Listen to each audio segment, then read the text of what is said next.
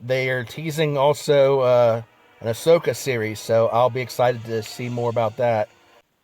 During our first year on Disney Plus, And there our she is, animated Ahsoka. series Star Wars: The Clone Wars saw tremendous success with its epic 7th and final season. Building on the legacy of the Clone Wars, our new animated series, The Bad Batch, follows the There you specialist go. commandos of Clone Force 99. Clone Wars continues. This will be like a continuation of the series, is what I see it as. This is The Bad Batch. They call themselves the Bad Batch. I'm not completely sold on just focusing on these few characters.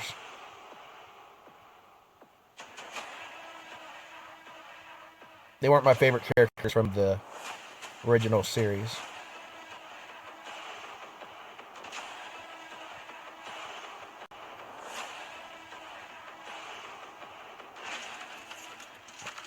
The Republic will be reorganized into the first galactic empire. Okay, so this is after Order 66. I like that. They're picking up where they left off. So it'll be just like a continuation of the Clone Wars. Like an 8th season.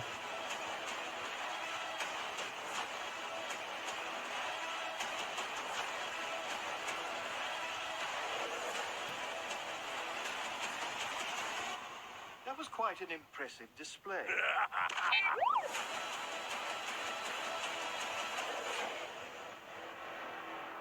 Ooh, I like that logo switch there. And that almost defines it, just as I said. It's a continuation of the Clone Wars. Star Wars Visions will be a series of animated short films celebrating the Star Wars galaxy through the lens of the world's best anime creators.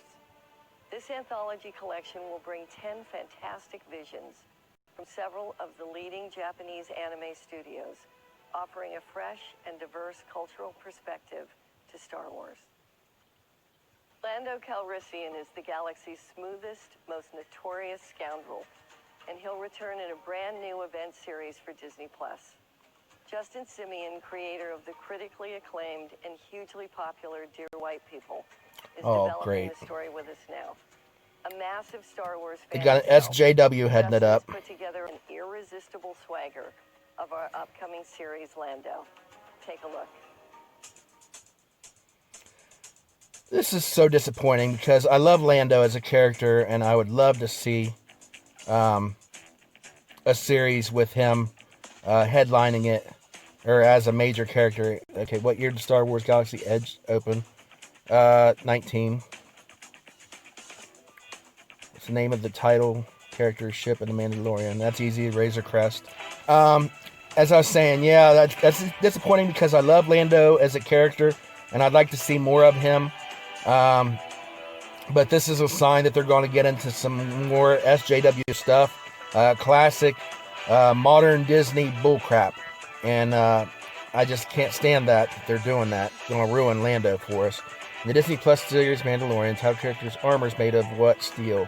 Beskar. Katie Sackhoff performs the same character in both animated live-action Star Wars projects. That's true. She played Bo-Katan. Leslie Headland, Emmy-nominated creator of the mind-bending series Russian Doll, is a boldly innovative filmmaker bringing her new Star Wars series to Disney+. She looks angry. Acolyte is a mystery thriller that will take us into a galaxy of shadowy secrets and emerging dark side powers in the final days of the High Republic era. Oh, they're doing a High Republic series. As we continue to develop news stories, the intersection of I wondered if they were going to do that because they were doing the books and the novels and stuff. I wondered if they were going to get onto the screen with it too. Teaming up with our unparalleled visual effects team ILM to develop a special Star Wars adventure for Disney+, a Droid Story. This epic journey will introduce us to a new hero guided by our most iconic duo, R2-D2 and C-3PO, on a special mission known only to them. Okay, if it's a droid story, then it's not going to be a series. It's going to be an animated special. Feature films. On Disney Plus with another beloved mythological world created by George Lucas, Willow. This series will be set decades A after Willow Ron series? Howard's 1988 movie, continuing the spirit Okay, of so first they did, adventure, they heroics, did, and humor of the original wasn't film. Legend. Oh, the We're Jim delighted Henson, that Warwick Davis will be returning in the role of the great they did the Dark sorcerer, Crystal. Now Willow they're bringing Ufford. back Willow. We have a wonderful creative Warwick team at the Davis. helm. John Chu, Classic. director of the If you ever get a chance to see the groundbreaking original film Willow, Crazy check Rich that out. It Asians, was really good. will be directing the pilot. Warwick Willow Davis begins played shooting so many next characters in March Star Wales Wars, and will debut on Disney Plus in not the least of 2022. which Here's the team being to share more. Warwick Davis played Wicket, the Ewok, in Return of the Jedi, and he was also the main character in Willow. So definitely check that out sometime. How old was Warwick Davis during the filming of Willow? In '88, I'd say either 16 or 17. 17. Which member of his family played his villager as an extra in Willow? I have no idea. His sister.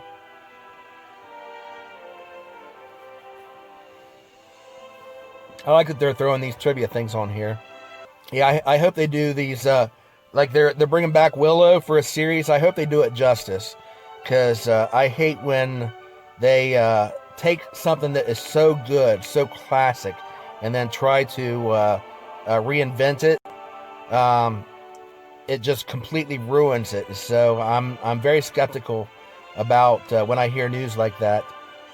Who did Warwick Davis play in Return of the Jedi? It was Wicket, the Ewok.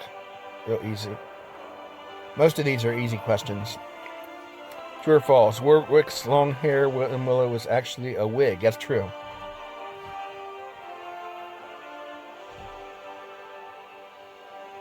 Yeah, I'm skeptical when they do that stuff. So fingers crossed. I hope it turns out good. But I'm not holding my breath for any remakes or reboots, stuff like that.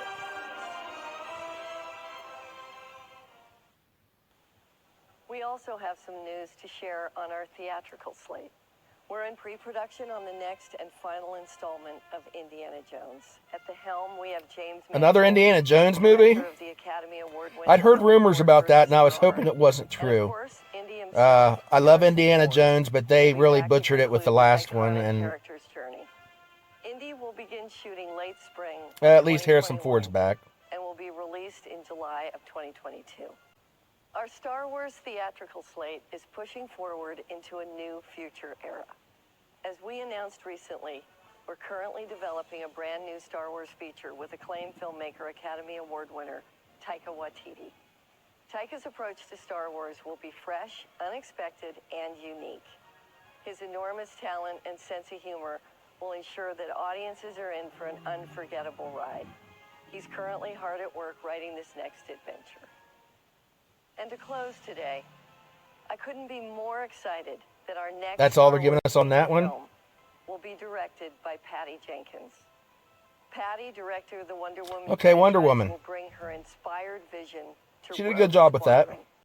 This story will introduce a new generation Rogue of Squadron. starfighter pilots as they earn their wings and risk their lives in a boundary-pushing, high-speed thrill ride. The legend of Rogue Squadron has been long beloved by Star Wars fans and will move us into a future era of the galaxy. Rogue Squadron will be released in theaters Christmas of 2023. All right, so here they're talking about the Star Wars stuff. Let's see, I guess some of the stuff she introduced isn't Star Wars related, but it's Disney Plus. This Children of Blood and Bone, I'm not the slightest bit interested in that, especially when they mentioned the Magi and tried to pass them off as magicians. Magi are historical characters from the Bible, actually. You hear about the three wise men or the three kings. They were actually Magi, and that brought the gifts to Joseph and Mary for Jesus at the manger when he was born. Actually, they came later. But anyway, Magi are historical characters. They're not...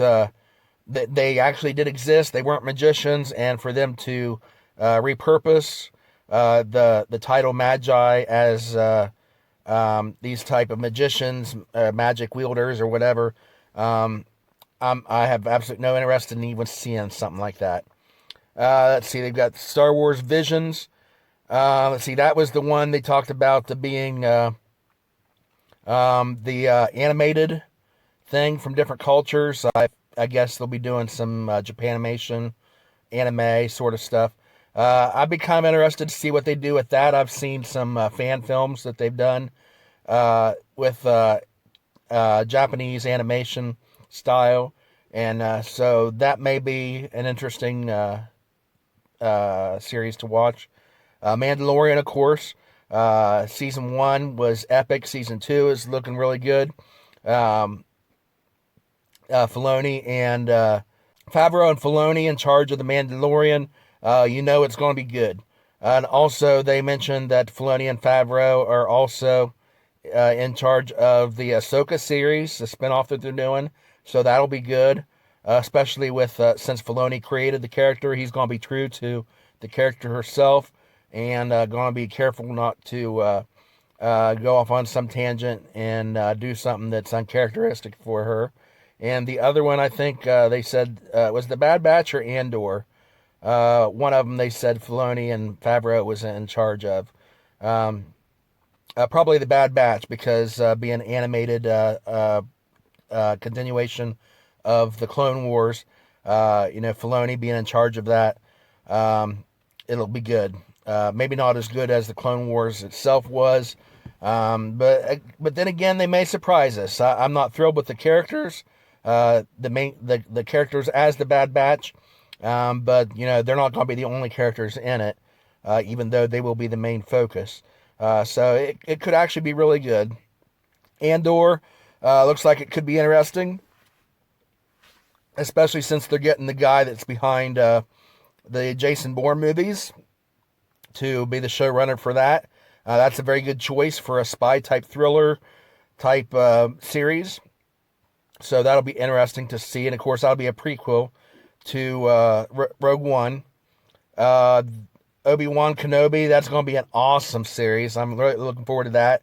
I mentioned earlier about how they're going to use Hayden Christensen as Vader, whether he'll have a mask or not. Comment down below what you think they're going to do with that, because I'm not sure exactly what direction they'll take with that.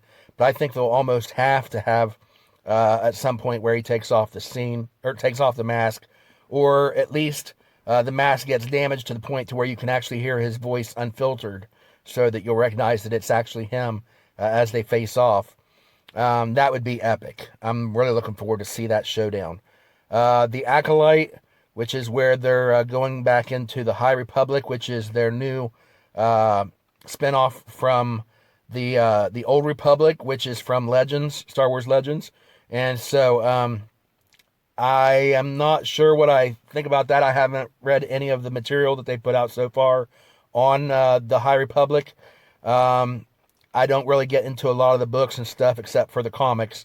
I do have some novels of some of the newer stuff, but I haven't got any of the High Republic stuff. But anyway, the Acolyte is apparently a spinoff from that, and I have been wondering since they announced the High Republic whether or not they were going to introduce some stuff on the big screen or on TV screens for Disney Plus that would be set in the High Republic. And now we've got our answer.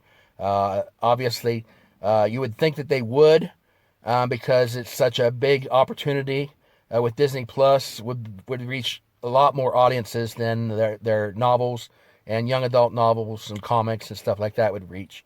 So kind of should have been expected if it wasn't that they would do that. They didn't tell us much about it on here, so I'm not sure what to expect from it. But it's Star Wars, so I'll have to at least check it out. And if it's good, I'll stick with it. If not, then we'll let that go off to the sidelines. Lando, as I said, not really thrilled about that, because they're going to be doing recastings, and the guy they've got heading up this series is one of these SJWs that is probably going to give it the Kathleen Kennedy treatment. Sorry about that. But anyway, give it the you-know-who treatment. And so I'm not looking forward to that, ruining a great character. Droid Story, it'll be interesting to see some C-3PO and R2-D2 in animated form. Whenever I think about that, I think about the Droids comics that they did back in the 90s, when they had that Marvel comic series with the droids, and then they did a Dark Horse in the 2000s, when Dark Horse took over the comics. And of course, the Star Wars Holiday Special from 1978 featured the droids, I think, in animated form. I think they were in that way. So it makes me think of that when I picture that. So I'll be interested to see what kind of form they take this time. And then Rogue Squadron. Of course, I mentioned I've got some of the novels at home. I do have, I think, one of the Rogue Squadron novels, or something similar to it. But yeah, I'll be interested to see what they do with that too. Probably not going to be my favorite of the series. And then, of course, we got Bad Batch, Willow, Indiana Jones, and Rangers of the New Republic. Of course, that'll be set, I guess, in the same time period as the Mandalorian. So maybe we'll see some Mandalorian characters cross over into that. Maybe that'll be a spinoff directly from the Mandalorian show, to where we see the Mandalorian and some of our favorite characters go separate ways. Maybe we'll see some of them show up again in Rangers of the New Republic, like maybe Cara Dune.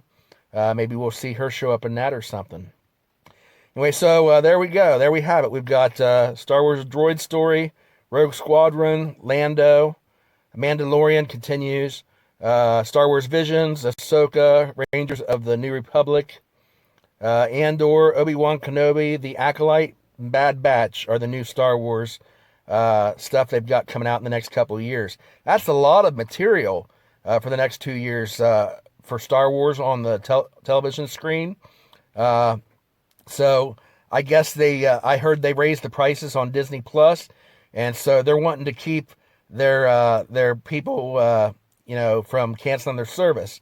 So with all this Star Wars material, and of course I'm sure they're going to have a bunch of Marvel stuff come out too. I'll do a reaction video to that also. But with the Marvel stuff coming out and all this Star Wars stuff, I'm sure that they're going to definitely keep a large portion of their audience and maybe draw in a lot more. So all of these series they're coming out with aren't going to be slam dunks right out the bat, but there are definitely going to be some good jewels in this batch. So we'll have to check them out, at least check out the first episode of each one and go from there, see how they do.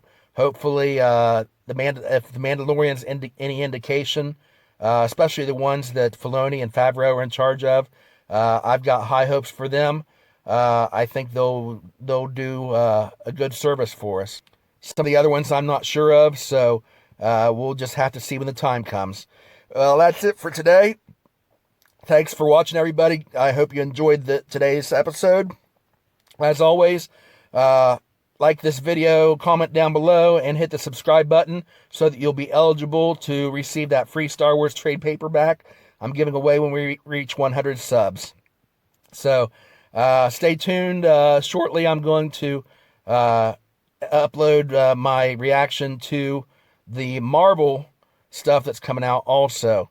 So stay tuned for that, and we'll see you next time. May the Force be with you all. Have a great week.